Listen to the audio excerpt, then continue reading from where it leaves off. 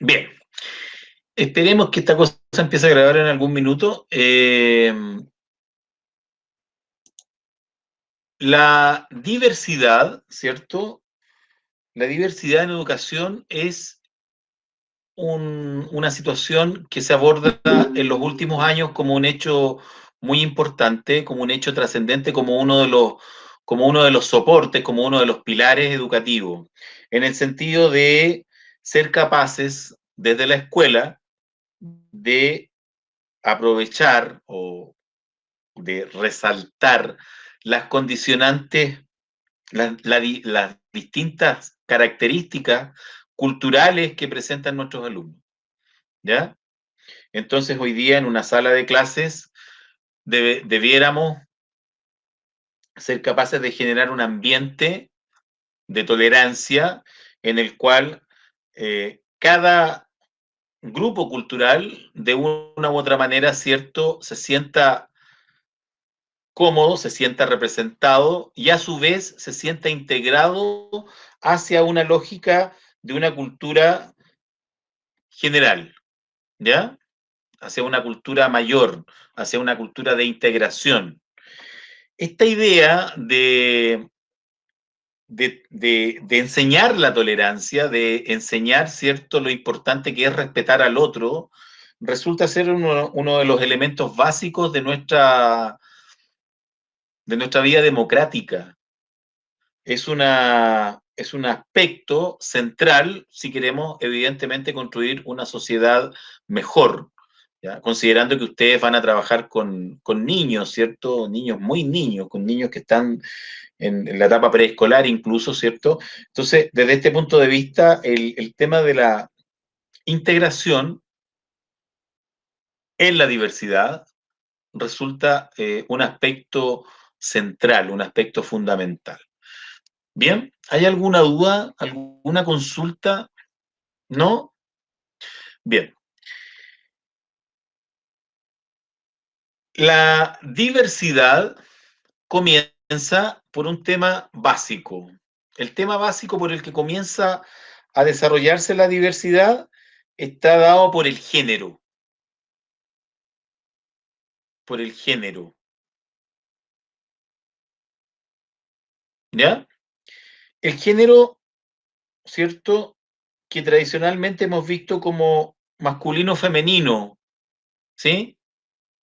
Y que hoy día, en los últimos años, hemos sabido que es bastante más amplia la categorización, ¿cierto? Hay personas transgéneros que tienen una condición que tradicionalmente fue ocultada, fue una condición que tradicionalmente fue tabú en el fondo, ¿cierto? Bueno, hoy día el desarrollo social, afortunadamente, y digo afortunadamente porque evidentemente es una etapa de superación, no solo admite, sino que protege esa diversidad genérica, ¿ya? Esa diversidad de género. En este contexto, las personas que trabajamos en educación debemos ser conscientes que la escuela, ¿cierto?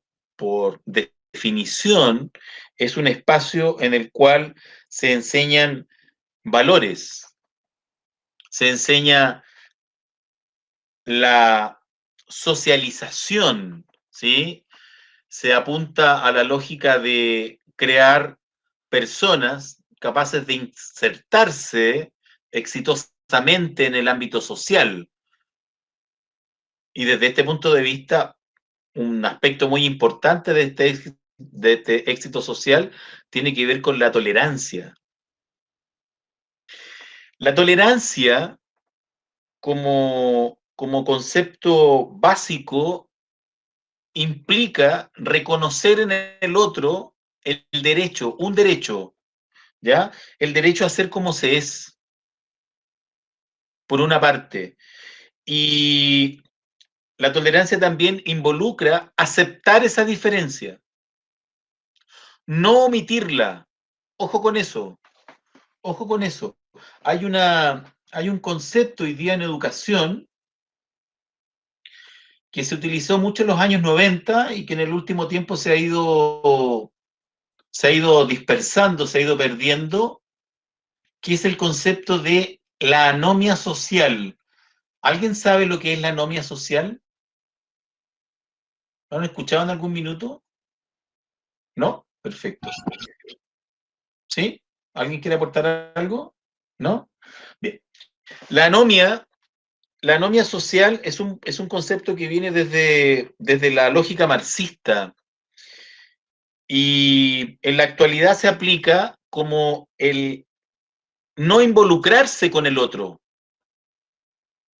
Es decir, el generar un espacio propio que sea impenetrable para otra persona, que este espacio propio que se genera se traduzca también en desinterés. Entonces a lo que voy a lo siguiente, muchas veces el desinterés por el otro se confunde con la tolerancia. Ojo con eso. La tolerancia no es lo mismo que la anomia. La anomia se traduce en que a uno no le importa el otro. Por lo tanto, eventualmente puedo decir, ah, mira, este niño es tolerante porque no le importa su compañero. No, la lógica es que la tolerancia consiste exactamente en lo contrario, en interesarse por el otro, en ser capaz de construir una sociedad en la cual todos nos reconocemos como seres humanos. Y en ese contexto nos preocupamos por lo que le pasa al otro. Nos preocupamos por comprender al otro, por comprender sus puntos de vista, por aceptar su forma de ser, por, en definitiva, vivenciar una relación social humana o a escala humana, como se plantea en muchos ámbitos. ¿Ya? La escuela no puede ser ni debe ser intolerante. De ahí a que la labor que uno desempeña como docente o como asistente de aula debe partir de ciertos principios. Si bien es cierto, cada uno de nosotros que trabajamos en educación tenemos nuestra formación y tenemos nuestra visión de la realidad, tenemos una opinión sobre nuestro entorno, tampoco es menos cierto que en nuestro trabajo muchas veces esa opinión, ese, ese, esa moralidad que uno cree sustentar, eventualmente hay que dejarla de lado. Hay que dejarla de lado, ¿por qué motivo? Porque estamos estudiando. Desde este punto de vista, la impronta cultural del docente debe tender o debe proponer una cultura de tolerancia, de preocupación por el otro, en el que los valores personales de quienes estamos atendiendo niños deberían tender a pasar a un segundo plano.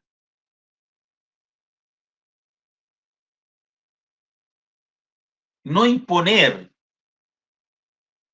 una lógica que venga desde nuestro ser interno, sino que llegar a la lógica que desde el sistema educativo se nos exige. Y esa lógica del sistema educativo nos dice que debemos ser capaces de integrar a la diversidad, aceptar la diversidad, disfrutar la diversidad y convertir la diversidad en un elemento que se aproveche de manera educativa, no negarla, no deshumanizar al que plantea o al que tiene una condición que eventualmente es única o distinta a la mayoría del grupo que uno está atendiendo. Espero que les esté quedando claro lo que estoy planteando. ¿Hay alguna duda respecto a lo que estoy diciendo? ¿No? ¿Les quedó claro lo que era la anomia? ¿Sí? La anomia, entonces, Un poco, profe. un poco. Les voy a poner un ejemplo de anomia. La anomia social, por ejemplo, es que en las últimas elecciones, que eran unas elecciones para nosotros los chilenos muy importantes, y cuando digo nosotros los chilenos me refiero a todos los que vivimos en este país, no solamente a los nacidos en esta tierra, sino que a todos los que formamos sociedad en este país en este minuto. ¿Alguien sabe cuántas personas fueron a votar? ¿Qué porcentaje del electorado votó en estas importantes elecciones del sábado y el domingo? Como el 42%. El 42% exactamente, Anita, muy bien, muy bien. El 42%. Ahí estamos en presencia. ¿Por qué faltó, por qué no votó, por qué no votó una enorme cantidad de electores? ¿Qué fue lo qué falla? ¿Dónde está nuestra problemática social? ¿Qué falta para que tantas personas, más de la mitad de la población con derecho a votar, sienta que no le interesa votar, que no le interesa participar, que no le interesa construir sociedad? Porque en definitiva es eso. Y desde ese punto de vista, ahí tenemos un buen ejemplo, ahí se aplica, por ejemplo, la categoría de lo que significa la anomia, este desinterés por el otro, por participar, mi desinterés social. No es errático decir que yo soy tolerante y que adoro la diversidad en circunstancias en que en realidad no me interesa, no me mezclo, no participo de la vida social. La escuela existe exactamente para lo contrario. El objetivo de la escuela como organización, como institución social, es que el alumno participe de su entorno y sea tolerante, tenga una actitud democrática. Esa es como la lógica de esta pequeña introducción que estamos haciendo a este tema, ¿ya? El, la actitud, la actitud del docente. La actitud docente debe ser proactiva en el sentido de valorar la diversidad, respetar a las minorías, comprender los distintos procesos que esa diversidad involucra eventualmente en cada uno de nuestros alumnos. Por ejemplo, respetar los Profe, ritmos. Dígame. si estamos hablando de lo que usted está diciendo, que tenemos que ser participativos, porque en las votaciones se fue muy poca gente, en los colegios también tiene que ser uno participativo, perdón, a través de los niños y a través de nosotros personal como asistentes, porque yo me recuerdo que para las votaciones o cuando estuvo el estallido social y nos tocaba opinar, creo que hablamos de este tema en una de las clases, uno no tiene derecho a opinar en los colegios de lo que es política. Ya. Como que a uno la restringe, eso también va dentro de eso, porque Es que, cuando estuvo el estallido social, a nosotros no nos dejaban, los niños nos preguntaban sobre qué es lo que pasaba con el estallido social, que por qué la gente entraba a los supermercados, los sacaba, y la gente en el colegio como que le ponía el límite a uno que uno no podía hablar de esas cosas. No podía entrar a las conversaciones políticas de los niños porque los niños también tienen que saber de lo que está pasando en el país, pero a nosotros nos ponen como una barrera, que nosotros de eso no podemos hablar. ya, muy buena su acotación. ¿Hay alguien más que quiere opinar sobre lo que está diciendo la compañera? ¿Hay alguien más que tenga alguna experiencia en ese sentido? ¿No? A nosotros Mire, nos demandaron. ¿perdón? A nosotros nos demandaron A ustedes los demandaron. ¿Por qué las demandaron? Cuénteme. por haber hecho lo que mandó el gobierno.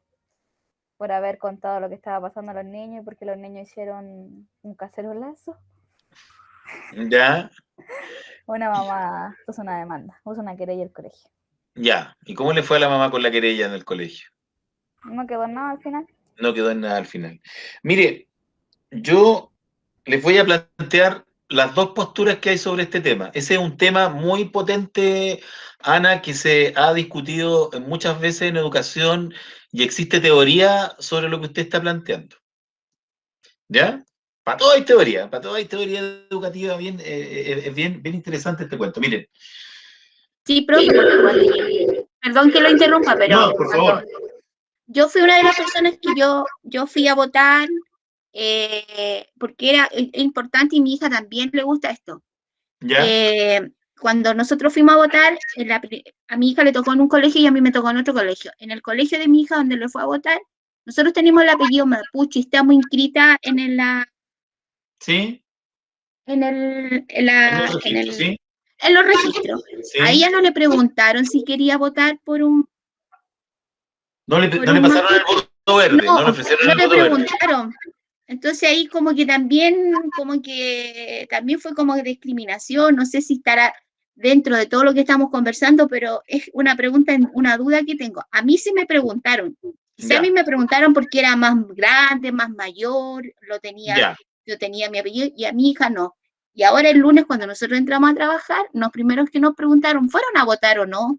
¿Votaron o no? Entonces uno no sabe si decir, sí fui o no fui, porque uno no sabe cómo va a tomar cómo se va a tomar en el colegio. Fuiste a votar, que soy comunista, que es porque a uno siempre le dice que es comunista. Ya. Mire, yo les voy a contar una situación yo les voy a contestar desde la teoría. Hay teóricos que señalan que los profesores dentro del aula no deben tomar postura. Entonces, eventualmente frente a un hecho coyuntural, porque lo que estamos hablando hoy día son hechos coyunturales, la coyuntura es el hecho importante que pasa en el día a día, ¿ya? Entonces el estallido social fue coyuntura, en su minuto, ¿sí? Entonces, evidentemente, los niños preguntan, ¿qué pasa? ¿Por qué no puedo ir a la escuela? ¿O por qué ve por la tele cierta gente que está saqueando supermercados? ¿O ve marcha? O cosas por el estilo, ¿sí? Entonces, se supone, como dice nuestra legislación, que la familia cumple un rol educativo en ese sentido. De ahí a que sea importante que la escuela, como escuela, adopte una postura frente a este tipo de situaciones.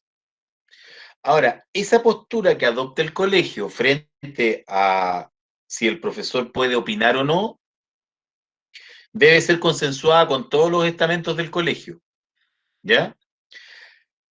Ahora bien, existe teoría que señala que el profesor tiene que mostrarse lo más humano posible, por lo tanto el profesor, como ser humano, también opina, ¿ya? Desde mi punto de vista, esto se lo digo como profesor de historia, desde mi punto de vista, los profesores estamos para educar en la tolerancia, en la participación, en hacer las cosas bien. Cuando me refiero a hacer las cosas bien, me refiero a actuar de manera recta, ¿ya? Ahora, desde este punto de vista, mi postura como profesor ha sido históricamente, soy profesor de historia, imagínense, trabajo con personas adultas también, en un liceo y con personas adultas, es no evitar hablar, o sea, yo evito hablar de mi postura política. ¿Por qué? Porque obviamente yo tengo una postura política. Es más, les puedo decir, yo trabajo con políticos. Yo eventualmente escribo discursos para políticos, eventualmente ayudo en debates de políticos y mi vida laboral también ha circulado muy alrededor de algunos políticos de un sector con los cuales yo comparto un poco más mi idea. Ahora, si yo llego a la sala, mi postura, y coincido con las personas que han escrito sobre esto, si yo llego a la sala anteponiendo mi postura, ya sea religiosa, política, étnica, mis prejuicios, si yo entro con toda esa carga a la sala, lo que hago es, frente a un público desprevenido, porque son niños que están en formación, de una u otra manera los voy a cargar de una emocionalidad que eventualmente puede que yo considere positiva, pero puede que no lo sea. Una cosa es que a mí me parezca algo bien y otra cosa es que efectivamente eso que yo creo que está bien, efectivamente esté bien o sea compartido por una mayoría. ¿Sí? Entonces, desde este punto de vista, mi recomendación es que cuando se tratan estos temas álgidos, es muy importante, primero que todo y antes que nada, escuchar al otro, escuchar las opiniones de los niños y hablar desde el punto de vista que la escuela como institución haya acordado. Aquí hay directrices. Aquí hay directrices que vienen desde el ministerio, que pasan por los colegios.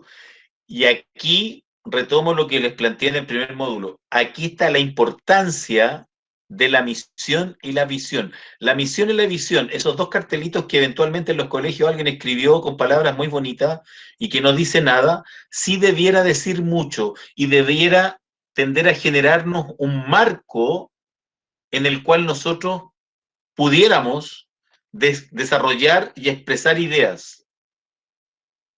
¿Ya? Si usted, Ana, es evangélica, musulmana, testigo de Jehová, católica, o lo que usted quiera creer, no debería ser impedimento para que usted entre a una sala de clases y haga una muy buena clase y enseñe muy bien religión a sus alumnos, sin caer en la tentación de querer formar personas de la misma religión suya. Y lo mismo pasa con la política. Uno tiene que ser, como les plantearon en un principio, la idea de la integración cultural, la idea de aprovechar la diversidad cultural, radica precisamente en eso. Si uno tiene niños a los cuales les gusta preguntar y opinar, porque los niños llegan con la opinión desde la familia, ¿cierto? Sobre todo niños tan chicos, es muy interesante que expongan sus ideas. ¿Ya? Ahora, ¿cuál es el norte del colegio? El norte del colegio, les reitero, es que el alumno aprenda a ser tolerante con el otro, a valorar la diversidad de ideas, aprender que tiene turnos para opinar y que las opiniones, ¿cierto?, van siempre acompañadas de argumentos. Y que en ningún caso pueden ser tomados por argumentos descalificaciones personales hacia el otro. Si nos movemos en esa lógica, evidentemente que vamos a estar haciendo un trabajo que sea coherente con lo que estamos planteando. Yo entiendo perfectamente que lo que pasa en el país repercute en los alumnos y los alumnos preguntan. ¿Sí? Y qué bueno que pregunten. Y hay que valorar esas preguntas y aprovechar esas preguntas, esas instancias, precisamente para generar estos ambientes de conversación.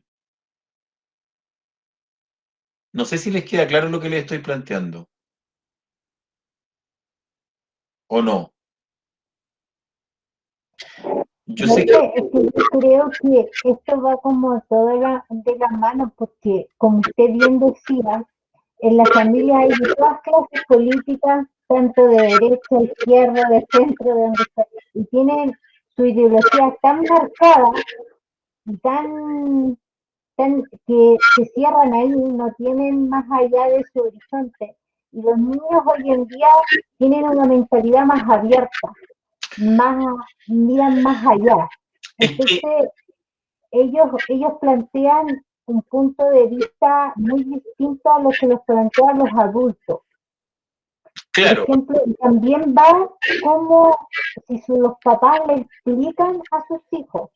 Por ejemplo, yo cuando hay votaciones, nosotros le explicamos para qué vamos a votar y por qué votamos. O sea, yo le digo, por ejemplo, a mi hijo el otro día cuando fuimos a votar, yo le dije, mira, vamos a votar por dos cosas. Una, por la Constitución, él preguntó por qué era la Constitución.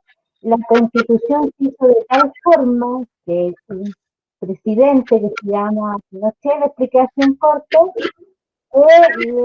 hasta el día de hoy no se ha modificado. Y la gente está manifestándose porque encuentra que no está bien hecha, para que él vaya entendiendo, no está muy hecha, entonces la gente quiere un cambio.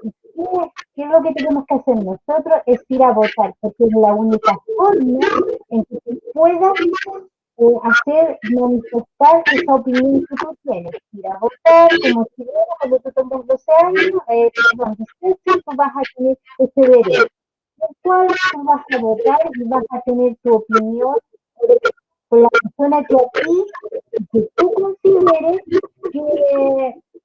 que te va a defender o tienes tus ideales que tú consideras que son para ti, esa persona te va a representar en un Senado.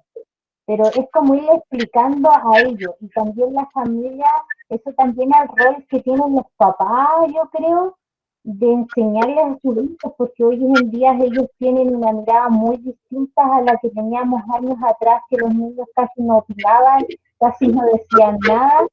Hoy en día los niños tienen como muchos argumentos, entonces, y ese espacio hay que dárselos a ellos y también planteárselo. Y en los colegios hay que tratar de buscar la manera entre ellos mismos debatir, que no uno esté como imponiéndoles sus ideas, sino que ellos qué les parece lo que se está haciendo en el país, para no generar discordancia con los papás, porque ellos van a ir y capaz van a decir, no, si no es así, no, y los papás los plantean de otra forma. Ahí la política, o sea, la flor de... Exactamente, mire, Javiera quería decir algo, o Francisca, ¿alguien estaba pidiendo la palabra? ¿No? Yo, profe, levanta la mano. Sí, dígame, por favor. Igual que, por ejemplo, las religiones. Antes a mí me pasaba, bueno, mi mamá siempre me dice, porque mi mamá es evangélica. Ya. Y tenía que ir como a la fuerza y no me preguntaban cuando yo era chica. Ya. Pero ahora, mi hermana, por ejemplo, igual, no sé, por le inculcan, no tenéis que hacer esto porque así yo lo digo. Pero ahora mi hermana dice, no, porque la ley no dice esto, pues. Yo tengo mis derechos, si yo quiero tengo que opinar, tú tienes que tomar mi opinión. Claro, ojo con eso, miren, es bien interesante el punto que usted toca, Daniel, y también Sole, en el sentido de que, si bien es cierto, desde el colegio se debe fomentar la participación y se debe fomentar, ¿cierto?, la preocupación por lo que está ocurriendo en el país, la idea de ser una persona instruida, eventualmente comienza por la lógica de informarse respecto a lo que está pasando en mi entorno. Es importante también darse cuenta del siguiente tema. Los colegios no son instituciones neutras. Los colegios tienen objetivos, los colegios tienen un sello, los colegios tienen una misión y una visión. Entonces, desde ese punto de vista, los colegios no son instituciones neutras, ¿ya? La mayor parte de la institucionalidad escolar en nuestro país tiene un norte. Eventualmente puede que en los colegios particulares, en los colegios municipales, este norte esté un poco más disperso, o no sé si más disperso, a lo mejor sea incluso más democrático, esa es la palabra exacta, democrático, en el sentido de que el colegio municipal, el colegio del Estado, está obligado a recibir una gran diversidad de personas y dentro de esa lógica tiene que ser capaz de generar, ¿cierto?, este diálogo multi, multicultural, ¿ya? Pero en la mayoría del sistema escolar chileno, particular subvencionado, los colegios tienen una declaración de principio y tienen una lógica ideológica, valga la redundancia, ya sea una lógica política o una lógica religiosa. Entonces, de ahí volvemos a lo que les planteaba yo en el primer módulo. Saber dónde estoy trabajando. Y desde este punto de vista, enfocarse en lo que la institución le está pidiendo a usted como profesional. ¿Ya? Mi creencia o mi carga personal es mía. El hecho de que yo tenga un público cautivo, en este caso de 11 alumnas, son un público cautivo. ¿Ah? ¿Por qué? Porque yo hoy día me podría poner a hablar de cualquier cosa y señalar lo que yo creo bueno o lo que yo creo malo y el día de mañana darles una tarea, ¿cierto? Y en función de una calificación, si ustedes no piensan como yo, eventualmente yo las voy a sancionar, ¿ya? Lo que sería absolutamente incorrecto de mi parte.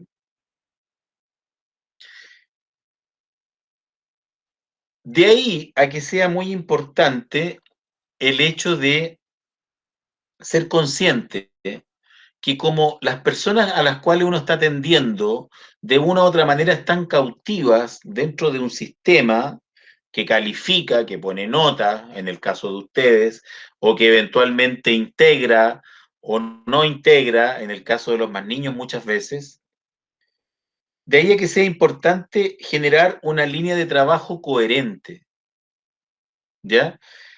Desde mi punto de vista, la función del docente y del paradocente que está formando niños, más que dar su opinión, es generar conocimiento en el otro. Y usted genera conocimiento en el otro en la medida en que es capaz de preguntar de manera consciente, ¿ya? La inteligencia consiste entonces no en la calidad de la respuesta que usted dé como educadora. Su inteligencia como educadora reside en la calidad de la pregunta que usted es capaz de formularle a sus alumnos. A través de preguntas, usted puede llevar a la reflexión. Y esa es la lógica de este cuento. Ahora, esas preguntas que evidentemente van a ser intencionadas por usted, van a ser planificadas por usted, van a llevar a una reflexión. Y la reflexión debe llevar a la idea de atender, de valorar la diversidad cultural que hay en la sala. Y entender que el otro tiene tanto derecho a opinar como yo, entender que el otro es un ser humano igual que yo, que eventualmente tenemos razón en algunas cosas y que eventualmente nos equivocamos o eventualmente, cierto, tenemos prejuicios respecto de otras. ¿Ya? El trabajo con niños pequeños es muy interesante desde este punto de vista. Yo le invito a que cuando tenga que tratar algún tema complejo, más que a, emitir juicios, usted formule preguntas y se va a evitar un montón de problemas. ¿Ya? El ejemplo que ponía Paola delante con los niños caceroleando, evidentemente que resulta ser contradictorio. ¿Por qué contradictorio? Porque yo no sé a quién se le ocurrió la idea del caceroleo. Ellos invitaron a los niños grandes. Ellos imitaron a los niños grandes. Entonces, por ejemplo, en ese acto de imitación y reflexivo de parte de niños chicos, ¿cierto? y me imagino de haber sido muy gracioso, muy simpático en su momento.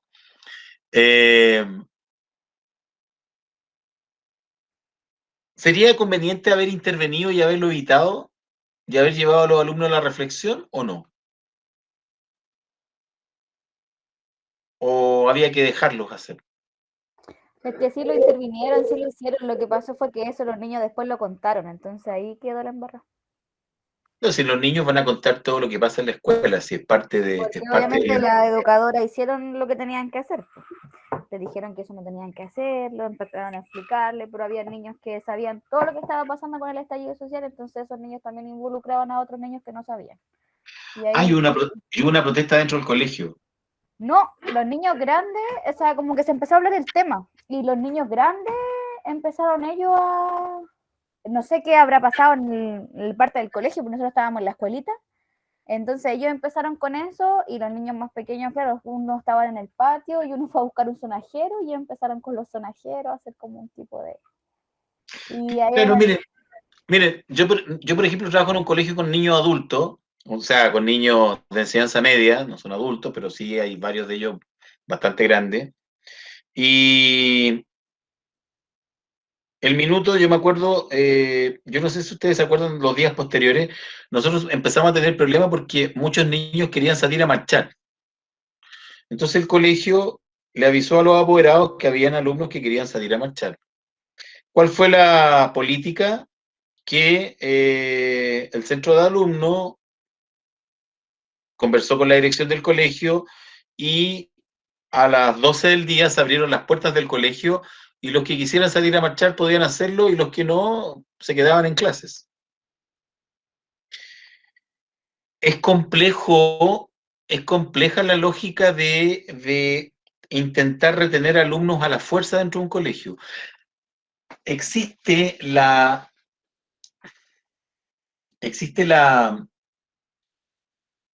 situación en la que el alumno debe estar en clases porque quiere estar en clases,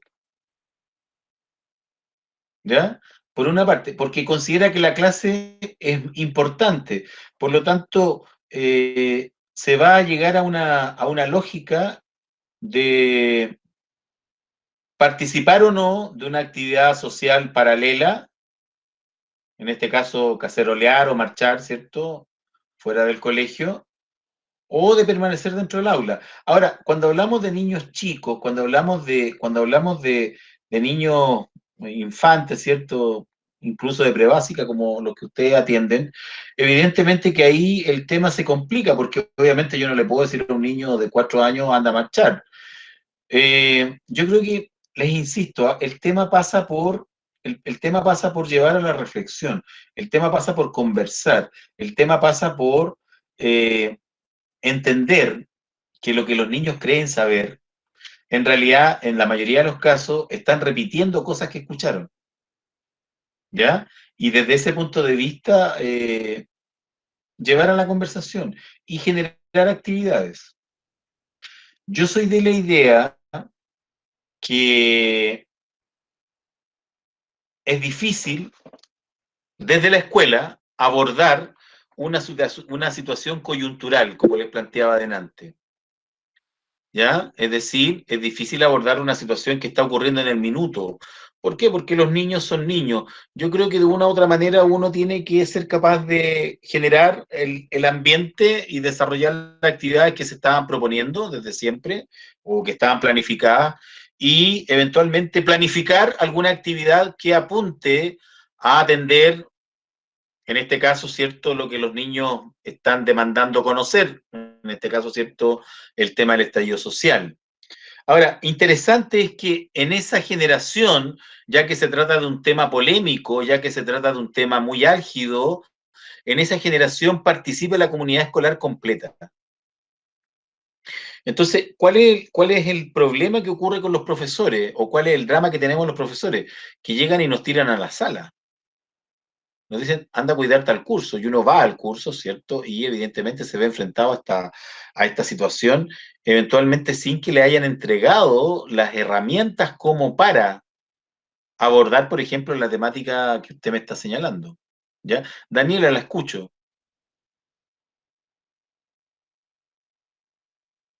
Daniela, Carolina, La Sole. o no sé quién está aquí. La Sole. Yo veo. Sole, ¿usted quiere hablar? Sí, pero me acuerdo que una vez en un curso en un colegio hicieron como un debate que ya los niños, ellos mismos se organizaban, se ponían ya de distintas posturas, ya uno defendía, no sé, eh, lo que estaba pasando en la actualidad y iba en un debate, entonces ya ahí planteaba, había jueces, ellos mismos hacían, y eso era como una nota, porque ellos igual estaban como, ya queremos ya. Entonces ponían de distintos, que era como un consejo curso, pero era un debate de todo el colegio. Y ahí todos debatían sus puntos de vista y querían hablar y por qué quería uno, no querían ir a las manifestaciones, pero otros sí, pero tenían que llegar todos a un consenso para que, y ahí los mantenían entre ellos y era nota, y así como que ellos debatían sus puntos, y fue como la mejor estrategia de esos profesores hacer un debate. Los Mire, profesores eran como los de la calle, los manifestantes, y que iban, y ellos eran como los políticos, los que, todo lo contrario, los profesores eran los que manifestaban, y él lo dio muy entretenido. Y creo que se le bajó bastante la revolución a mire, eso. el tema el tema del debate es una muy buena metodología. Es una metodología que se puede trabajar desde muchos puntos de vista. He tenido la suerte de trabajar en debate muchos años, por distintas circunstancias, digamos, y la verdad es que es una buena salida. Ahora, yo les recomendaría, como docente que lleva hartos años metido en colegio y viendo la realidad concreta de la situación, es que en los colegios hay unas lógicas. Y si uno trabaja en el colegio, debe ser capaz de trabajar dentro de esa lógica. Ahora, si eventualmente a usted no le gusta la lógica del colegio, le recomendaría que, si le molesta, si la violenta la lógica del colegio, le recomendaría que buscara otro colegio para trabajar. Porque eh, evidentemente los colegios, como les cuento, tienen una orientación. No hay colegios neutros, no hay orientación neutra. ¿Ya? Los colegios siempre tienen una orientación y en ese contexto los docentes y los paradocentes como funcionarios de ese establecimiento deben remar y apuntar en esa dirección que el colegio se ha propuesto como norte, como filosofía educativa. ¿Les queda como claro el tema o no? Sí, perfecto. Ahora, es difícil para los profesores muchas veces quedar ahí como el jamón del sándwich, digamos. ¿Qué hago frente a esto, cierto? Si los niños están hablando y están vociferando o están opinando y eventualmente, cierto, están repitiendo lo que escucharon en la casa. Yo creo que con niños tan chicos, lo mejor es explicar de manera muy esquemática qué es lo que está ocurriendo. Y para eso debo informarme muy bien qué es lo que está ocurriendo. Yo, por ejemplo, yo les voy a comentar a raíz del mismo tema del estallido social. El tema del estallido social, yo lo abordé con mis alumnos de enseñanza media desde el punto de vista de preguntarnos y conocer qué es un estallido social. ¿A qué se refiere un estallido social? ¿Cuál es la diferencia que tiene un estallido social con una revolución? ¿Cuál es la diferencia que tiene un estallido social con una revolución y con una revuelta? Por lo tanto, la instancia, la efervescencia social, se convierte en una instancia de aprendizaje, de nuevas palabras, de nuevos conceptos, y se le da la oportunidad a las personas también de expresar sus opiniones. A los niños chicos, este tema eventualmente puede que usted me diga, claro, pero esto no le va a resultar con niños de 4 o 5 años. Eventualmente no me va a resultar, pero sí va a resultar el hecho de hablar sobre lo que significa vivir en sociedad, lo que significa vivir la tolerancia, explicar lo que es la tolerancia. Le insisto en la misma lógica, ¿ya? El colegio no se puede convertir en un espacio de campo de batalla, en términos muy concretos, ¿ya? Y la verdad es que la diversidad debe ser aprovechada por el docente. Ahora, ¿cómo lo hacemos? Bueno, ahí está la magia. Para eso existe, ¿cierto?, la capacidad de las personas que trabajamos en educación para generar actividades que eventualmente aprovechen de buena forma esa situación que está emergiendo y la podamos convertir en conocimientos. Ese es como el punto, ¿ya? El punto concreto de esta situación.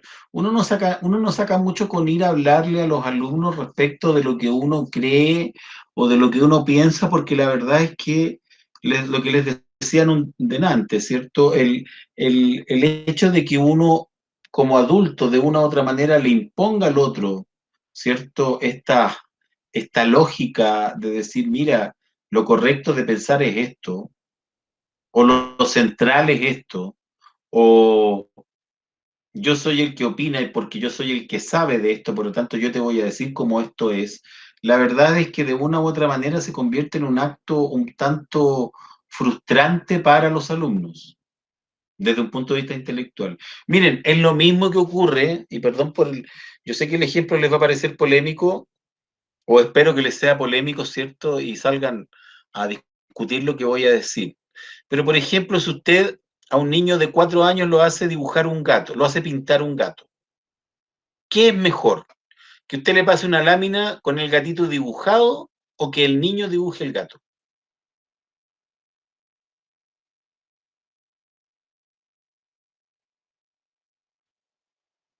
Para mí, que lo dibuje. Que lo dibuje. ¿Por qué, Paola? Porque siento que es un aprendizaje más significativo, ya que él va a conocer las partes del animal, aparte de solamente pintarlo. Además, cuando usted le pasa un dibujo hecho al alumno, usted le está diciendo al alumno, esto es lo correcto, esto es un gato, no lo que tú crees que es un gato. ¿Ya? Por lo tanto, hay una lógica impositiva, imagínense, en una tarea tan sencilla como pasarle un libro de cuentos a un niño, esa actividad que uno considera tan bonita, ¿cierto? Mira que el niño pinta una princesa y la princesa viene dibujada, ¿sí? O un príncipe, o un caballo, o lo que ustedes quieran. Esa actividad es una actividad que limita la imaginación de ese niño. ¿Por qué? Porque el adulto, la escuela, la institucionalidad le está diciendo, esto es el cuento que te leí. Aquí está el caballo que te leí. Aquí está el personaje que te gustó. Este es. Se lo está representando en forma gráfica y eso evidentemente atenta en contra de la imaginación de esta persona. De una otra manera la estoy encasillando en lo que yo creo es lo correcto. Y es exactamente lo mismo que no debemos hacer cuando hablamos de cualquier tema. Política, religión, sexualidad, drogas, lo que ustedes quieran. Todos los temas, cualquier tema eventualmente puede resultar extraordinariamente polémico. Cualquier tema se puede prestar para que un apoderado actual vaya y demande al colegio. Ojo con el tema de los apoderados y las demandas. Vivimos en una sociedad en que la gente,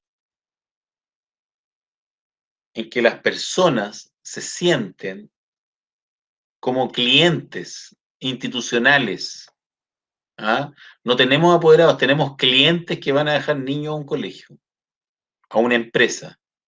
Y ese cliente exige que su hijo reciba cierta atención de calidad, o lo que esta persona entiende por calidad.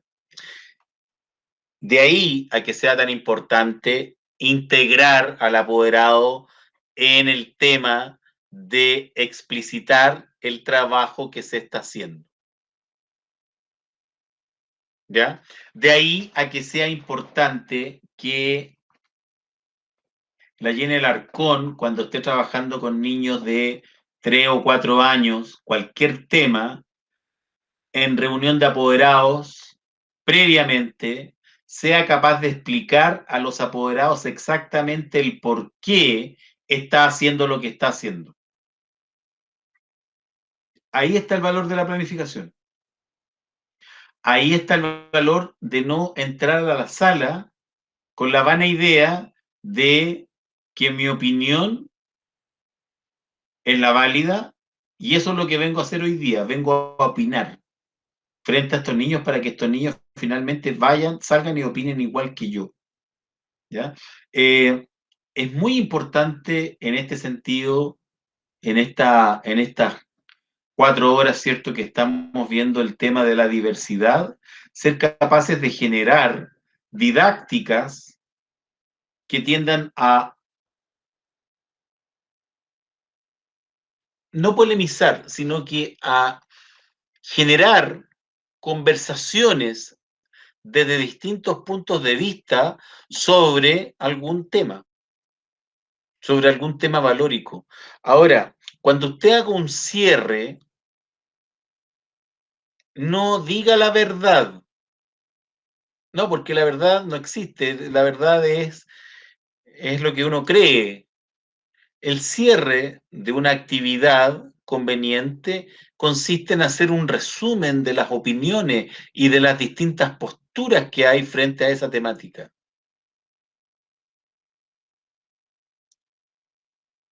No sé si está quedando claro lo que les estoy planteando.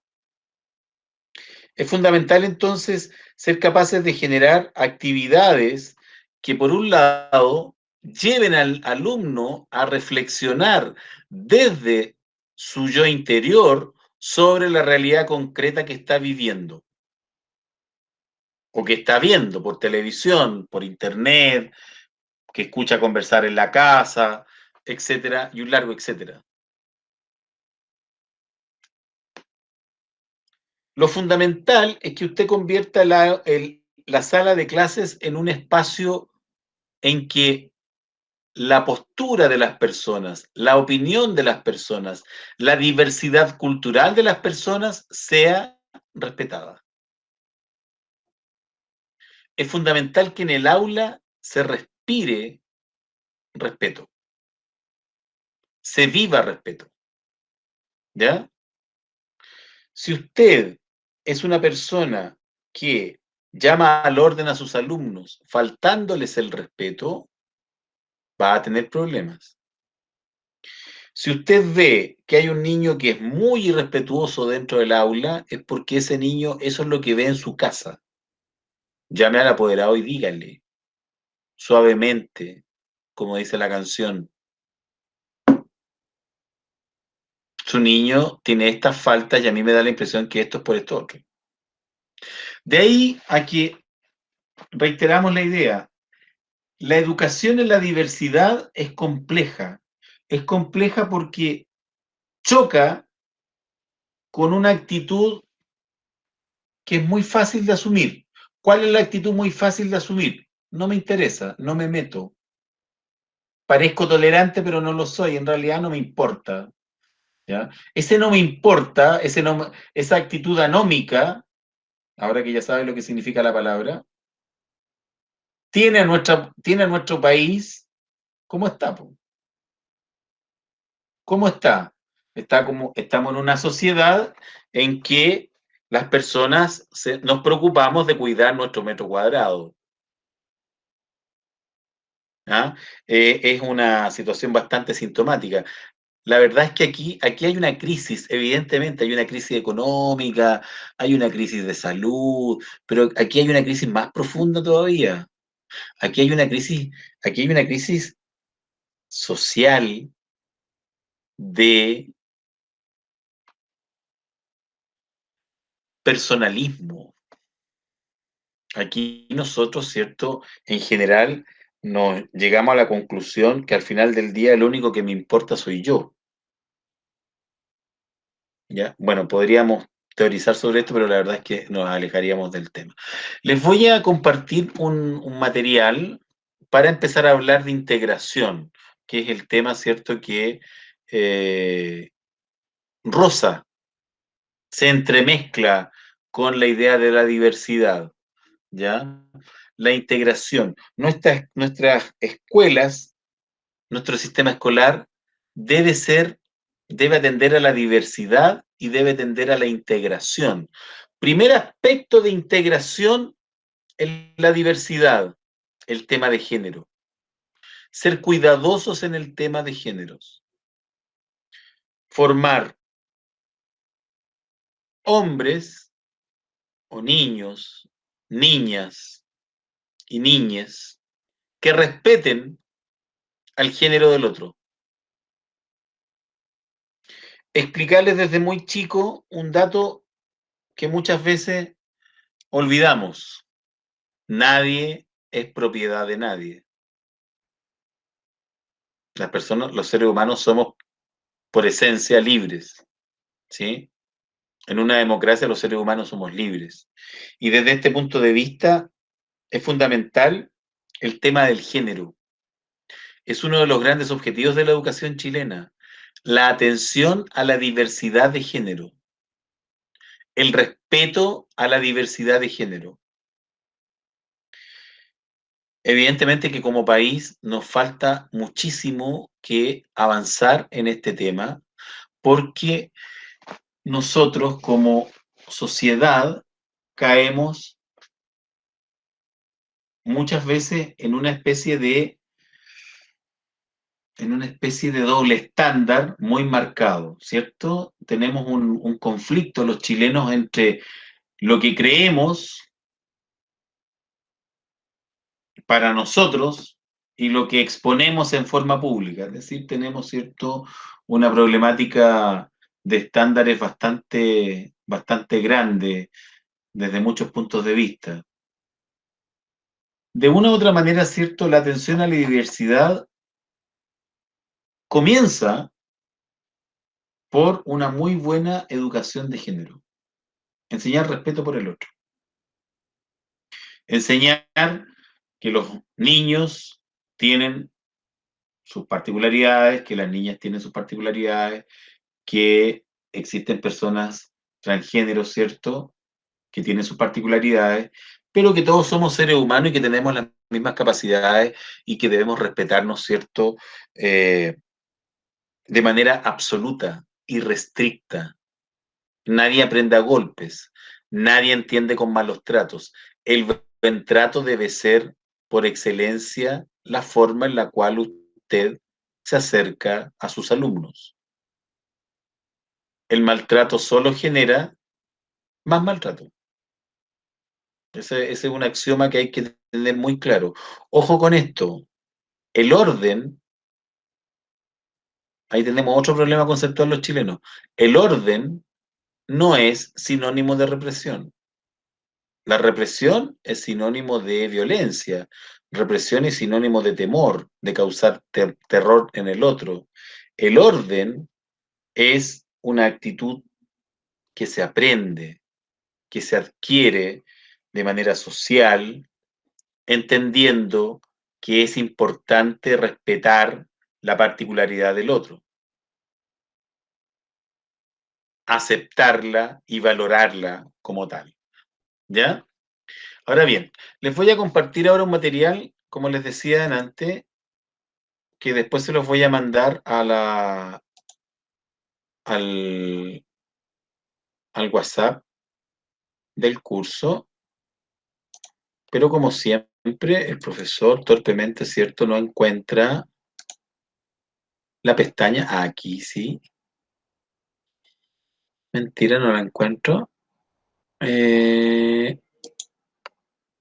Al tiro vamos a encontrar la presentación en cuestión. ¿Ya? Vamos a ver si ahora sí. Ahora sí, que sí. Ahí sí. Compartir. Ya. Esto comienza acá. ¿Ya? Vamos a hablar de la inclusión. ¿Ya? ¿A qué se refiere la inclusión? La escuela, como habíamos dicho, es el espacio donde los niños van a aprender a socializar, donde los niños, ¿cierto?, aprenden a juntarse con el otro, a vivir en sociedad. Se produce entonces este proceso de socialización, que en nuestro contexto actual del siglo XXI resulta cada vez ser más importante, más trascendente, ¿cierto? La idea de construir una sociedad democrática, la idea de construir una sociedad tolerante, ¿ya? En este contexto, la socialización es un pilar fundamental de la educación. La amistad, el acercarse al otro, el intercambio de ideas, el aceptar al otro con su diversidad, involucra en la práctica ciertos aprendizajes. No nos olvidemos que los niños van a la escuela a aprender, ¿ya? De ahí a que sea fundamental que en el aula se genere un ambiente participativo, por una parte, tolerante, en el que los lazos sociales sean el foco de atención, particularmente en alumnos que están en prebásica todavía.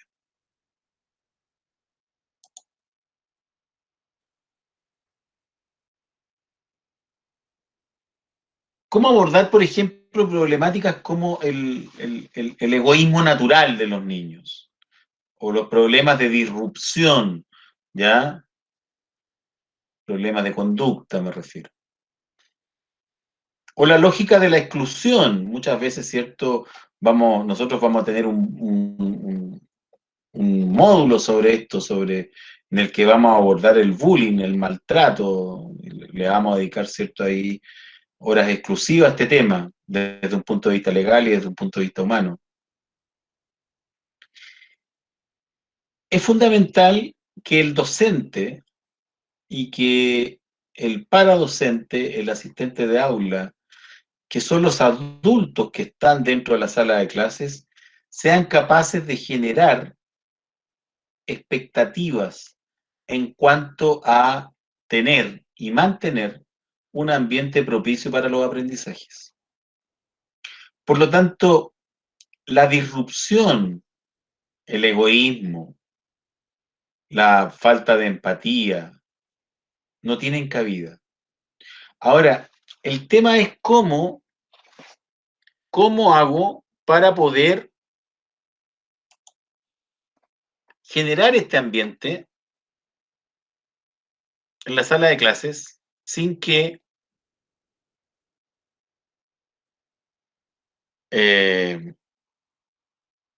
haya espacio para que la disrupción o todas estas cosas negativas, ¿cierto?, tengan ocurrencia. ¿Cómo se les ocurre que podemos hacer esto? Las escucho.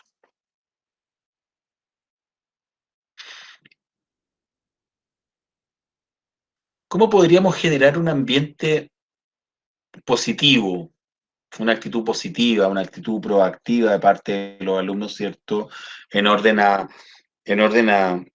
que estén atentos, a que participen, a que gusten, ¿cierto?, de lo que se está proponiendo, de que sean correctos en su accionar. ¿Cómo podemos generar este espacio? Dándole un poco de confianza. ¿Qué tanta confianza, Camila, cree usted que es buena? Creo que hay límites, porque obvio que siempre tiene que haber un respeto de un alumno a un profesor. Ya. Por ejemplo, ¿es conveniente que los niños tuteen a las tías o no? No, ¿No? no, creo que no. ¿No? ¿Usted cree que no? ¿Sole, usted qué piensa? Javiera, ¿qué piensa? Yo creo que no. ¿Usted cree que no? Que no, que está mal. Sí, ¿Por qué? A ver, me gustó esa opinión. ¿Por qué está mal? Dígame por qué está mal.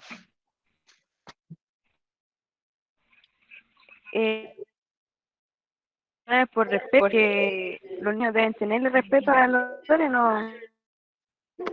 Ya. Me parece. Daniela, ¿quiere decir algo? Sí, yo creo que no, profe, porque al tutear es como que pierden el respeto hacia la profe y después, no sé, puede pasar otras cosas y va a tener cero respeto. Ya. Es lo mismo que los Perfecto. papás. ¿Ya? A los apoderados, dice usted. Tampoco es buena idea que lo tuteen. ¿No? No. Y cuando llega un apoderado, Daniela, y la ve a usted y le dice, oye, Dani, ¿sabes que vine a buscar al Joaquín? ¿Cómo se me ha portado este mono? ¿Ah? ¿Usted qué opina? ¿Cómo contesta eso, a esa interpelación tan cercana que le hacen? Y es como mucha confianza y no sé. La verdad es que no sabría ya cómo hacerlo. No sé, yo creo que decirle que ella en el recinto es la tía Dani. ¿Ya? No, porque no, afuera será otra cosa, pero adentro de la institución es distinto. ¿Ya? Sí, Miren, independiente, porque yo no puedo llegar como a decir, ya fuman un cigarro dentro de la institución. No se puede, es como una confianza, no, como que nada que ver. exactamente. Sí, adentro del colegio uno es una figura. ¿Se acuerdan que en el primer módulo les expliqué eso, cierto? La gente cree que uno se cuelga del perchero y se queda dentro del colegio a vivir. No entienden que uno es ser humano, que tiene familia, y al final del día uno trabaja por lo que trabaja todo el mundo, no trabaja porque evidentemente necesita subsistir económicamente. O sea, claro, también que nos guste el trabajo, también hay una vocación, pero evidentemente también hay una situación que tiene que ver con un tema de vida, digamos. Cuando uno va a la feria no le preguntan si es profe o no, digamos, los tomates se los venden igual. Entonces, evidentemente que hay un tema que pasa por ahí también. Miren, vamos a volver a la misma lógica de siempre. Si las tutean o no, va a depender del ambiente y de lo que el colegio espera que usted haga dentro de la sala de clases. Hay sistemas educativos en los cuales es parte de la enseñanza que los alumnos tuteen a los adultos. Ejemplo, y hablamos la otra vez, colegios Montessori. Entonces, en los colegios Montessori, el niño aprende a tratar a todo el mundo por el nombre, desde muy chicos. Entonces, usted, Paola, es Paola, o la tía Pao, o como usted quiera, pero la van a tutear, y no le van a decir, oiga tía, y usted, no, le van a decir, oye tía, ¿y tú haces esto o no? Entonces, si el colegio tiene esa orientación, si el colegio hace eso como parte de un proyecto educativo que apunta en alguna dirección, esa situación es correcta. Ahora, si el colegio es un colegio tradicional en el cual le dicen a usted, mire, ¿sabe que nosotros somos una escuela tradicional en que formamos niños muy apegados a las conductas y a las normas sociales? Entonces usted, en ese caso, no es correcto que un alumno la tutee. Ese es como el aspecto. Ahora, yo les voy a contar un ejemplo muy personal. Yo detesto que mis alumnos me tuteen. Tengo exalumnos que tienen la misma edad que yo. No tienen la misma edad que yo. Tengo exalumnos que son profesores, son colegas míos. Yo trabajo con 6 exalumnos míos. Y ninguno de ellos me tutea. Hasta el día de hoy me tratan de usted, a pesar de que varios de ellos ya pasan los 30 años, o una niña también. Todos me tratan de usted y me dicen profesor. Porque el colegio donde trabajamos es un colegio tradicional. Y a mí me cuesta aceptar que mis alumnos me traten de tú. Cuando son adultos no, ¿eh? Cuando son adultos no pasa eso. Así que si me quieren tutear, está bien. Claro que yo soy mucho más viejo que usted, así que en todo caso me daría lo mismo, digamos. Pero el tema es que en educación no hay correcto o incorrecto. Hay proyectos bien hechos y proyectos mal hechos. ¿Ya? Y un proyecto bien hecho va a funcionar y va a generar un buen ambiente de aula con tuteo o sin tuteo. Entonces es importante llevar la discusión pedagógica a ese aspecto. ¿Qué es lo que nos conviene a nosotros? Como institución, ¿hacia dónde apuntamos? Pero Dígame. es que yo creo que va a depender también como usted lo plantea, pero también es enseñarles a ellos de un modo más el respeto. Cómo uno se debe respetar para que ese niño también sea respetado. O sea, yo creo que a un niño hay que decirle que él en su casa, pienso yo, que en su casa, si él trata a las personas así, está bien porque es las normas de su casa. Pero en el colegio hay normas y reglas que uno debe seguir y en la cual él, por ejemplo, tiene que respetarlo o llamarlo a uno por su nombre o explicarle cómo uno lo quiere llamar y hacer a él cómo uno tiene que llamarlo para que él vaya aprendiendo y adaptándose a la situación, porque pasa que de repente llegan y vienen, ¡ay, eso desde su casa! Entonces, tampoco uno puede hacer un desequilibrio si en su casa le enseñan de ese modo. Y en el colegio, entonces, adaptarlo que en el colegio hay normas, reglas que él tiene que seguir. Y para que él pueda ser respetado, él tiene que también respetar a los demás. Pero explicarle de un modo más para que él lo entienda y él vaya comprendiendo a la edad que él tiene. Pienso yo. Sí, no, sí la entiendo, pero como le digo, esto pasa por un tema de ordenamiento del colegio en términos de lo que el colegio se proponga como objetivo. ¿Ya? Aparte de eso, profe, cuando un profesor da el pie para que un niño lo tutee, la postura del profesor ya cambia ante los niños, porque la sociedad que tenemos ahora, los niños están como muy acostumbrados a ese tipo de cosas. Claro. En el colegio que estoy yo, pasó algo súper heavy por eso. El profesor tuvo hasta que se renunciar del colegio, porque aparte de él aceptar ese tipo de conducta, después se le escapó de las manos porque ya no halló como que los niños le dieran el respeto. Entonces se generó un mal ambiente y ahí el profesor hizo un comentario que él pensaba que tenía la confianza de ese niño y que no era así. Ya, yo les voy a dar me voy a permitir hacer algo algo muy práctico, muy concreto. Yo les voy a dar una receta que ojalá la apliquen y que no se olviden de lo que les voy a decir. Las primeras 3 clases o el primer mes de clases es fundamental para que usted se gane el respeto. Ya sea que el colegio Montessori, tradicional,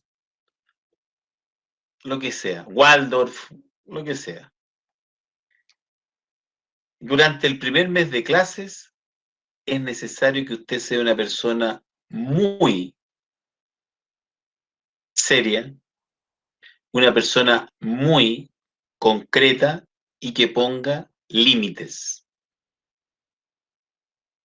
Si usted, dicho en términos bien coloquiales, si usted hace un buen rayado de cancha de lo que usted pretende trabajar con esos alumnos, ese primer mes a usted la va a marcar. Por lo tanto, la entrada, mi recomendación cuando llegan practicantes, yo trabajo con niños grandes, los niños chicos son más crueles todavía, mi recomendación es que en principio usted no busque ser amigo de sus alumnos, en absoluto. Es más, les puede parecer una recomendación, sí, lo voy a enviar Javier el PPT, les puede parecer una recomendación bastante torpe, pero les recomendaría incluso reírse bastante poco con los niños. ¿Ya? Cuando pase el primer semestre, en el segundo semestre, usted va a ver que cuando usted diga, vamos a trabajar, los niños van a sacar su cuadernito y usted se va a poner a trabajar con los niños en actitud de trabajo. Cuando usted diga, a ver, conversemos sobre esto, los niños se van a poner en actitud de conversemos sobre esto. ¿Ya?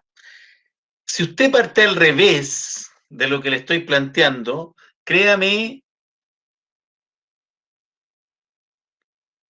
que es muy probable, es más, estaría dispuesto a apostarle, que va camino a un fracaso absoluto. Si usted llega queriendo ponerse en la edad a la misma altura de los niños, no va a recuperar nunca, no va a tener nunca la posibilidad de generar un buen ambiente de clases.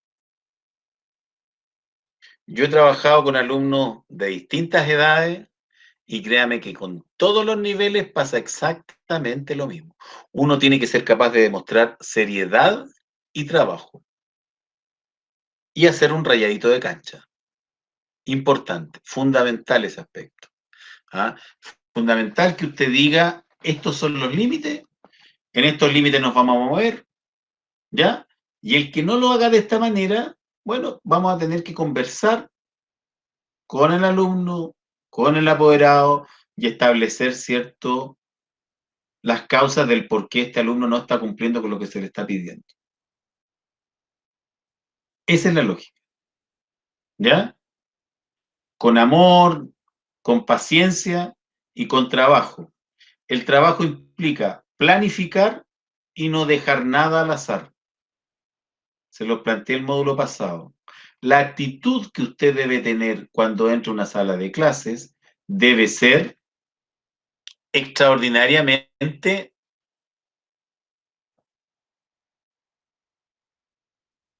planificada.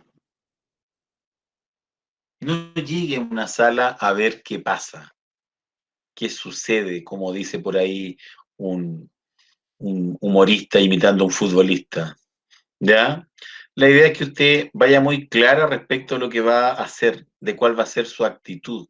No se olvide que está trabajando con niños. Muchas de ustedes han sido mamitas, ¿cierto? ¿Sí? ¿Ya? Entonces ustedes saben algo mejor que yo. Usted sabe que si usted, la primera vez que su guagua gritó y se puso a llorar, y usted corrió a tomarla en brazos, y corrió la abuela a tomarla en brazos, y corrió el papá a tomarlo en brazos, y corrió el tío a tomarlo en brazos, y la guagua pasó en brazos 2 horas después que pegó un gritito, ¿cierto? Usted aprende que la guaguita rápidamente aprendió algo maravilloso. ¿Qué aprendió maravilloso la guaguita? A llamar la atención. Que con un grito moviliza a todo el mundo. ¿Ah? Pone a todos los muñecos a bailar, ¿cierto?, alrededor de él y de sus necesidades con un solo grito. Entonces, cuando pega 2 gritos es porque está molesto y obviamente van a correr el doble de lo que él esperaba que corrieran o ella esperaba que corrieran. Bueno, los niños operan igual siempre. Los seres humanos siempre operamos igual. Nosotros los seres humanos siempre pesamos a quien tenemos al frente. Y nos comportamos dependiendo de la persona con la cual estamos. De ahí a que la actitud del profesor, en principio, desde mi punto de vista, debe ser permanentemente sobre todo en un principio, en un inicio, debe ser una actitud reguladora. Usted debe regular las conductas, debe ser capaz de generar un marco de comportamiento, un marco de interacción muy claramente preestablecido. Ahora, eso se puede hacer con tuteo o sin tuteo, dependiendo de lo que el colegio esté pidiendo. Eso se puede hacer con ropa de calle o con uniforme, dependiendo de lo que el colegio esté pidiendo. Eso se puede hacer en una sala de clases o en un salón de clases, como se llaman en los colegios Montessori, dependiendo en la institución que estemos. Podemos estar en un colegio de cura, en un colegio de monja, en un colegio municipal, en un colegio particular subvencionado, católico, evangélico, arriano, lo que sea, ¿cierto? Pero el tema de ordenar, de establecer reglas claramente delimitadas, no varía. Puede que eventualmente varíen un poco las formas. Puede que a lo mejor en un ambiente haya que recurrir un poco más a hacer más, elevar un poco más la voz a lo mejor. Ese es otro tema interesante. Cuando le llamen la atención a alguien, cuando tenga todo el curso, cuando tenga un grupo de niños grandes, hablemos 25 cabros chicos, ¿cierto?, de 4 años, de fiesta dentro de la sala de clase, ¿cómo llamarlos cómo llamarlos de vuelta al orden y al trabajo? La recomendación es la siguiente: llámelos por el nombre, no a todos, con voz fuerte, más que fuerte, con voz firme. Lo que no tiene que hacer es comenzar a hacer como hacen muchas profesores, que ustedes lo habrán visto, es eso de gritar así como, cállense, siéntense. No, ese tipo de cosas no sirven. Sirve lo siguiente. Yo sé que el ejemplo a lo mejor más de alguien me va a criticar, pero bueno, si alguien me critica es porque no ha estado nunca dentro de una sala. El asiento funciona de esta manera. Daniela, siéntate, apúrate. Camila, a tu lugar, rapidito, muévete. De esa manera.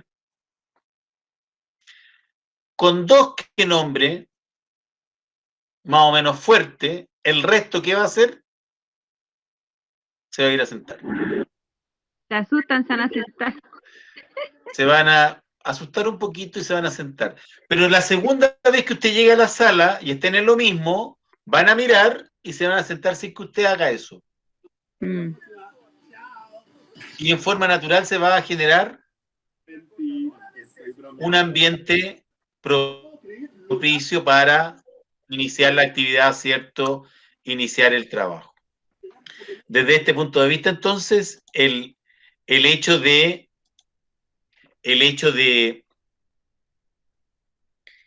saber llamar la atención, saber decirle al otro, por favor, estamos en una sala de clases, generemos este ambiente.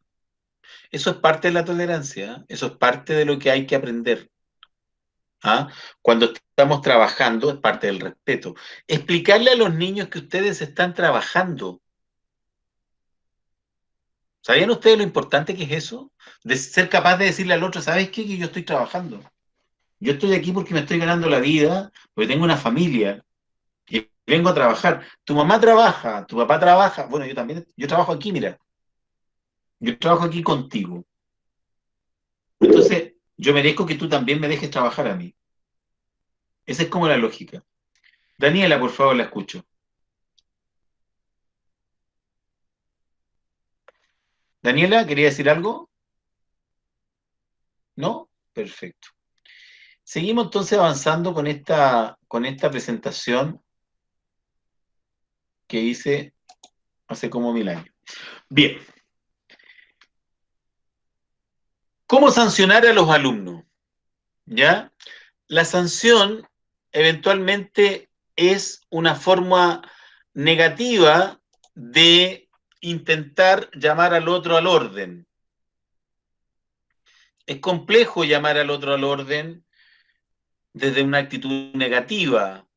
La actitud negativa. Ojo con esto, no existe el refuerzo negativo. Han escuchado eso en los colegios, ¿cierto? Cuando dicen, oye, es un refuerzo positivo, dicen. Y otros dicen, no, este otro es un refuerzo negativo. Si yo le digo a Ana, está conversando con Camila, yo le digo, Ana, cállate, alguien va a decir, ah, ese es un refuerzo negativo. Bueno, no existen los refuerzos negativos, existen los refuerzos. ¿Ya? El refuerzo es una idea que invita al otro a adoptar una actitud. El castigo físico es una herramienta que como herramienta no existe. El castigo físico no debe, no puede, no debe utilizarse. La violencia solo engendra gente violenta. ¿Ya? ¿Cómo sancionar entonces a un niño que está muy inquieto? ¿Alguien me puede decir cómo hacerlo? ¿Qué hago con Raulito que lleva 15 minutos corriendo por toda la sala y no hace caso? Porque ya no se asusta. Le digo, Raúl, siéntate y no hace caso. Le digo, Raúl, va a llegar tu mamá y yo le voy a hablar con tu mamá hoy día porque te has portado mal. Y Raúl no hace caso. O sea, usted la clase. ¿Perdón? No le escuché, Francisca. ¿Usted se refiere a que no deje de hacer la clase? Claro. Pero si sigue así muchas veces, sí que ya sería mucho, yo lo mandaría a la inspección, o sea, con la inspectora. Ya. Eso en un colegio tradicional, Francisca, todo el mundo diría, ah, está bien, la tía Francisca de verdad estaba bastante complicada con este niño, ¿cierto? Sí, perfecto. Bueno, existe una fórmula que se llama el tiempo fuera. ¿Lo han escuchado alguna vez o no? Normalmente, como vivimos en Chile y en Chile hablamos inglés, esto se llama time out, ¿ya? Se traduce como tiempo fuera. Ustedes díganle tiempo fuera porque a mí no me gusta hablar en anglicanismo, ¿ya? No me gusta esto de usar palabras en inglés cuando existen en castellano. El tiempo fuera consiste en sacar al alumno de la sala, acompañadas por ustedes, en este caso, ¿cierto? Ustedes son las codocentes, ¿cierto? Y tenerlo afuera, sentado, durante la misma cantidad de minutos que el niño tiene en edad. Eso es lo que se recomienda. Si el niño tiene 4 años, téngalo sentado afuera 4 minutos. Y en esos 4 minutos usted conversa con él. Y le dice, ¿por qué estás tan inquieto? ¿Qué sucede? ¿Por qué no puedes trabajar? Esa es como la fórmula que se recomienda. ¿Les queda claro o no? ¿Sí? Ya. Ahora, el time out se recomienda que haya un espacio en la sala para aplicarlo. Antiguamente había una salita, algo así como una inspectoría donde uno podía hallar al cabro chico, pero hoy día, cierto, no se puede porque está prohibido. Usted no puede ir a meterse a una sala chica solo con un alumno porque hoy día es delito, no lo puede hacer, está prohibido, ¿ya? Entonces, yo sé que en la mayoría de los colegios es difícil encontrar este espacio. Entonces, buena idea que este ejercicio de llamar a la corrección a un alumno se haga en el patio. No a vista y paciencia todo el mundo, pero sí, digamos que sentarlo en una banquita afuera ahí de la sala, sentarlo ahí 4 o 5 minutos y conversar con él. La idea es que el niño no sienta que lo está castigando. La idea es que esa conversación termine con una motivación. ¿Ya? Para que la conversación termine con una motivación, se puede utilizar un esquema que se denomina esquema de sándwich. ¿Ya? ¿Qué es el esquema de sándwich? Es una forma de abordar a las personas en la cual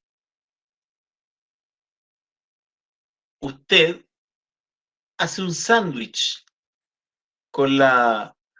respecto de lo que quiere decirle a la otra persona.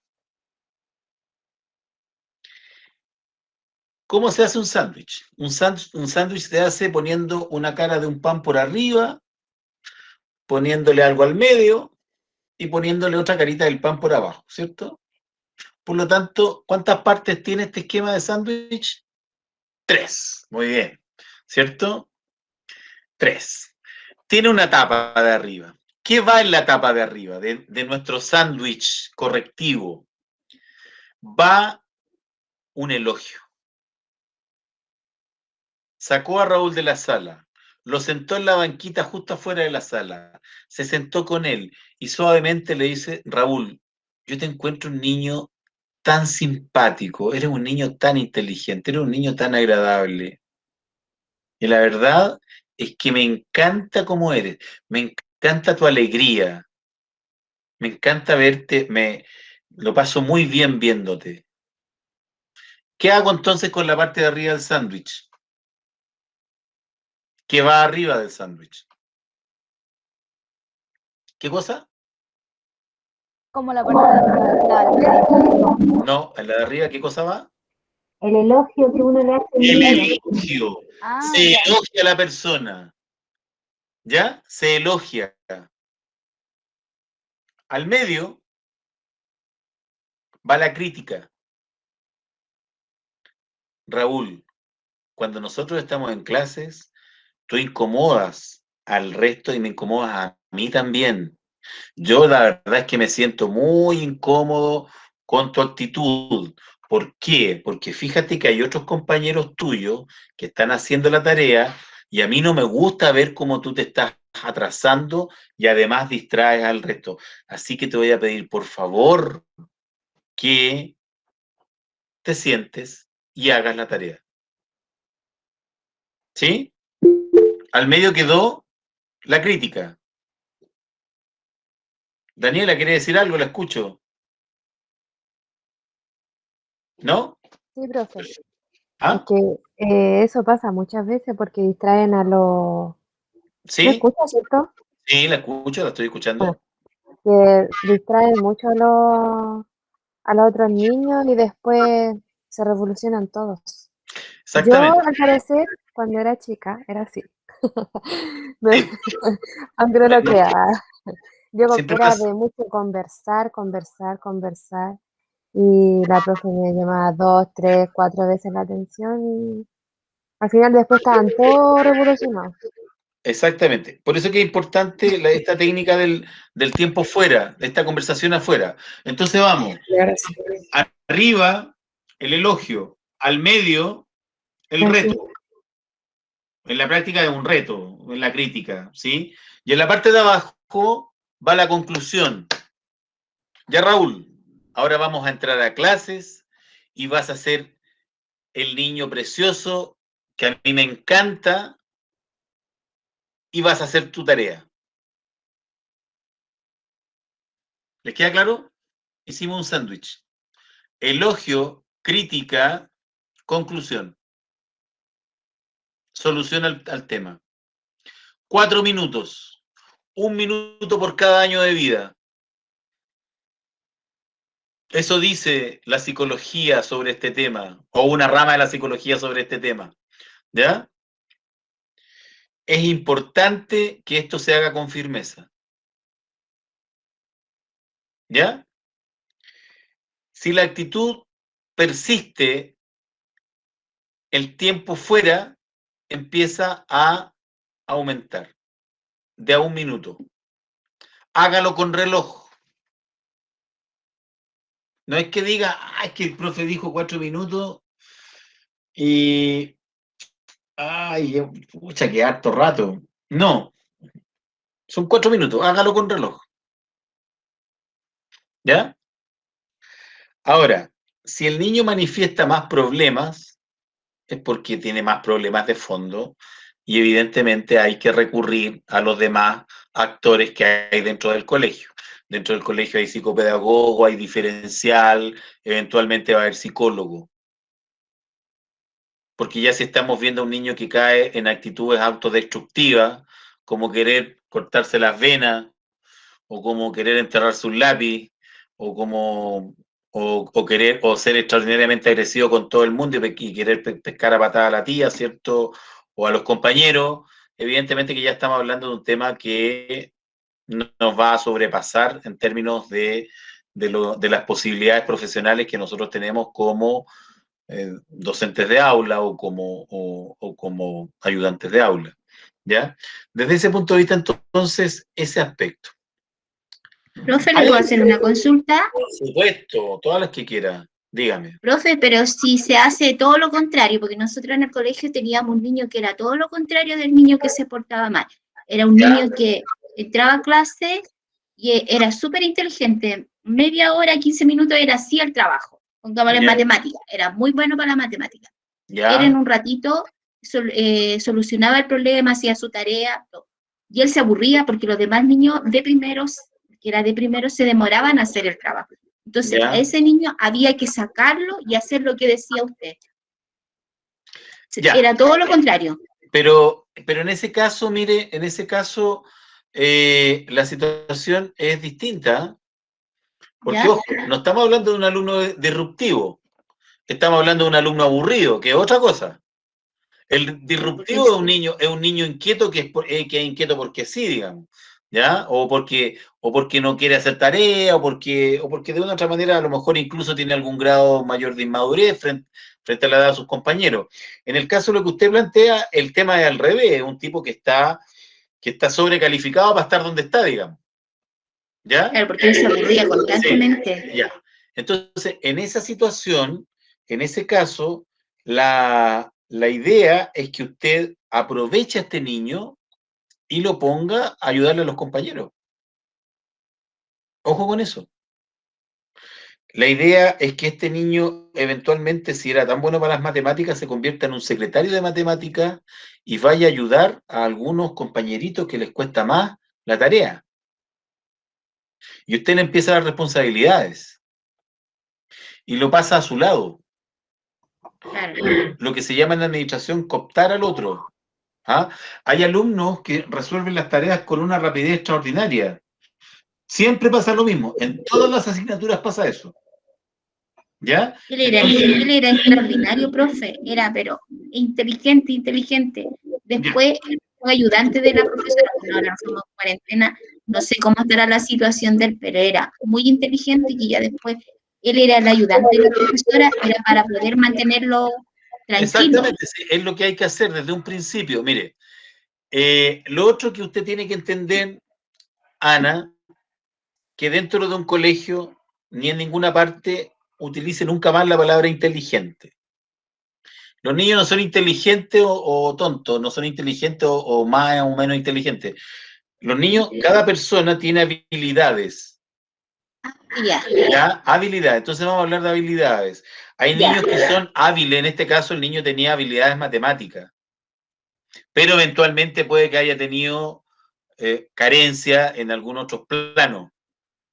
Era muy malo para tecnología. Ya, entonces a lo mejor era malo manualmente. Yo le voy a contar de una persona, que yo conocí que desde primero medio a cuarto medio, se sacó solamente 7 en historia. Se sacó puros 7 en historia. Era un balazo para la historia el hombre. ¿Ya? Pero nunca aprendió a clavar un clavo. Esa persona ahora le está haciendo clase a usted en este minuto de pedagogía. ¿Ya? Entonces, esa persona, yo hoy día tengo 52 años y yo no sé arreglar una llave del agua que gotea. Yo sé hacer otras cosas. Yo trabajo en pedagogía, sé hacer clases, sé retar a un niño, sé corregir trabajo, pero no sé hacer cosas manuales. Y eso se debió a que cuando yo era niño, alguien le dijo a mi mamá que yo era tan inteligente que en realidad a mí tenía que dejarme hacer lo que a mí me gustaba. Y a mí, ¿qué era lo que me gustaba hacer? Era leer libros de historia. Entonces nunca hice nada más que eso. Pregunta millonaria, ¿es correcto o no? Yo creo que no. No es correcto, pues, mija. Por lo mismo, no utilice más ese lenguaje que estaba utilizando ahora de hablar de niños inteligentes. Los niños tienen habilidades. Todas las personas tenemos habilidades distintas. ¿Ya? Entonces, Ya. el concepto de inteligencia en la práctica no existe. Ya que usted tiene apellido mapuche, le voy a poner y estamos hablando de diversidad, le voy a poner un ejemplo dramático. Sería muy fácil decir que los egipcios fueron muy inteligentes porque hicieron pirámides y decir que los mapuches fueron muy tontos porque no hicieron pirámides. Y de hecho, durante mucho tiempo la antropología utilizó esta categorización de inteligencia cultural. Hoy día, la inteligencia no se mide si un pueblo hizo pirámides o no. La inteligencia se mide por la capacidad de adaptarse a un medio y de superar problemas. Esa es la inteligencia. La inteligencia consiste en ser capaz de superar un problema. Cuando hablamos de antropología, no existe la categorización de pueblo más inteligente o menos inteligente. Existen pueblos que se adaptan y son exitosos en ese medio donde se adaptan, y hay otros pueblos que no son exitosos al medio y no se adaptan ni desaparecen.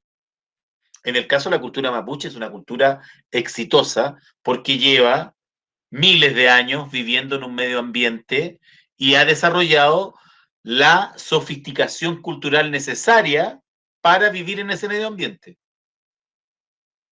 ¿Me entendió? Sí, profe. Entonces, el concepto de inteligencia es muy complejo de utilizar. De hecho, yo recomendaría no utilizarlo. Lo pueden conversar con la niña psicóloga que les hace clase. Desde mi punto de vista, desde el punto de vista antropológico, hay que dejarlo de lado. Eso le perjudica a los demás compañeros porque baja su autoestima a los demás compañeros. Exactamente. Como, él es inteligente y yo no, porque yo no hago lo que él hace. Es que ahí hay otro...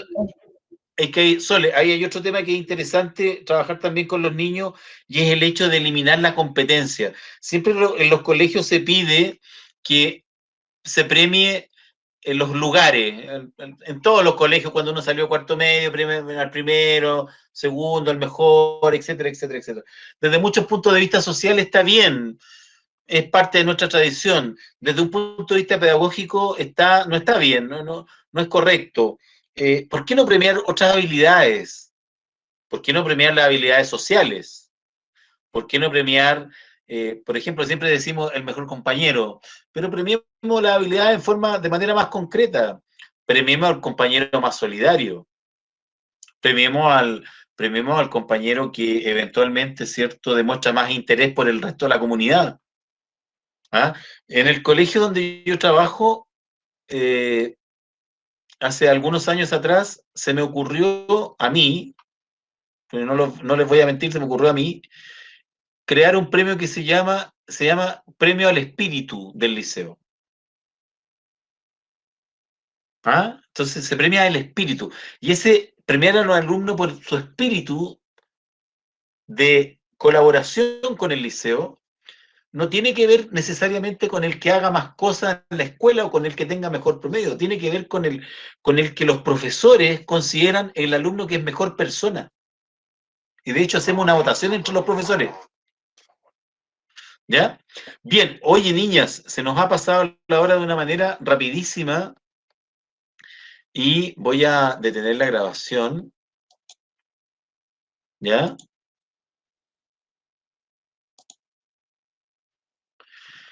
Y les voy a dar la lectura. Les voy a mostrar la lectura que les tengo, que es una lectura preciosa. ¿Ya?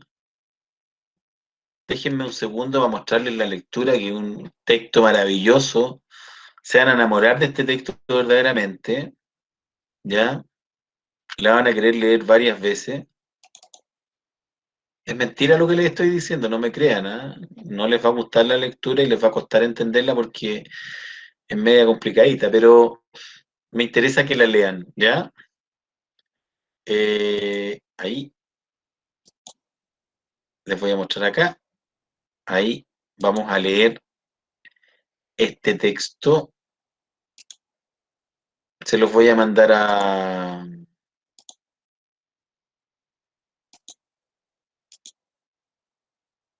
Se los voy a mandar al WhatsApp. Ese texto que se llama... ¿Al correo? No, al WhatsApp. Se los voy a mandar como archivo al WhatsApp. Se llama Educar en la diversidad cultural. ¿Ya? Y aborda el tema que hemos estado hablando desde varios puntos de vista. Ojalá que lo pudieran leer de aquí a mañana, por lo menos la mitadita. Son 3 hojitas nomás, ¿ya? Educar en la diversidad cultural, lecciones aprendidas desde la experiencia en América Latina. Es maravilloso el texto, me gustó muchísimo. Y esto es para que vean que no solamente uno siempre mira a remar a los países vecinos, ¿eh? Este es un trabajo generado en Bolivia y es muy, muy interesante porque habla de la multiculturalidad y habla de lo que debe ser efectivamente, ¿cierto? Esta idea del educar en la diversidad cultural, ¿ya? Así que se los voy a estar mandando. Terminando aquí, les mando el texto. Bien, nos vemos mañana, queridas niñas, a las 20 horas en punto. Hacemos clase de 8 a 9. ¿Ya? ¿Les parece bien? En una de esas, si es que nos emocionamos, podemos pasar de largo, pero ahí vemos. Pero no creo, ¿ah? Yo creo que terminamos el viernes. Pero bueno, ahí lo vemos. ¿Ya? Ok. Mañana, como siempre, les doy un trabajo terrible en base a la lectura y en base a las clases. ¿Ya? Ok, que les vaya lindo, que tengan buenas noches. Chao, profesor. Chao, Gracias. profesor. Gracias por la Profe, gracias. atención. Adiós. Que les vaya muy bien. Adiós. Buenas noches. Hasta luego, adiós. Adiós. Chao. Chao, chiquillas. Hasta luego, Chao, adiós. que estén bien. Cállate, pez. Chao. Hoy me dolía la espalda, de verdad.